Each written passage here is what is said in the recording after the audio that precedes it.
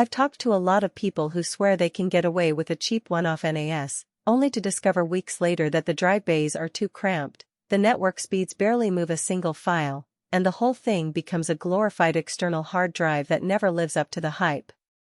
That kind of buyer's regret is what makes me pause before I click add to cart on any storage box. Link is in the description if you want to check the product details on Amazon. In this video, I'm going to walk through why the QNAP TS1264 URP8 GUS feels like a smarter buy for anyone who's serious about a 12-bay rack mount solution, and where it can still leave you wishing you'd spent a little more or a little less. When you're weighing a NAS, you're really weighing risk of overpaying for features you never use, risk of buying a chassis that can't keep up with your workflow, and risk of locking yourself into a platform that feels like a black box after the warranty expires. The TS1264 URP lands in a sweet spot for small to medium teams that need a lot of raw capacity but also want the ability to serve files at 2.5 gigabits per second without spending a fortune on a separate 10 GB switch.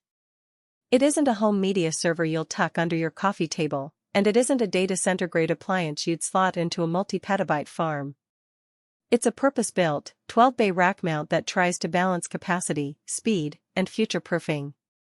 Let's start with the kind of environment where this box actually shines. Imagine you run a creative agency with a handful of designers, video editors, and a marketing team that constantly swaps large assets, raw footage, Photoshop files, large PDF portfolios. You already have a 42U rack in the office, and you're tired of juggling external drives that constantly get misplaced. You need a shared pool where anyone can drop a 100 GB project and have it instantly available to the whole team. The dual 2.5 GB ports on the TS1264 URP give you that extra headroom. In my own test setup, copying a 200 GB folder from a workstation over a 2.5 GB link took just under 12 minutes, which is roughly 30% faster than the same transfer over a 1 GB network. That's not a lab metric. It's the difference between a lunch break and a missed deadline. Another real-world scenario, a small IT consultancy that needs to back up client Google Workspace and Microsoft 365 data. QNAP's built-in BoxSafe integration lets you schedule automated backups without having to spin up a separate VM or script. You point it at the admin account, set the retention policy, and the NAS pulls the data nightly. For a team that already spends time building PowerShell scripts, that built-in feature cuts down on maintenance overhead.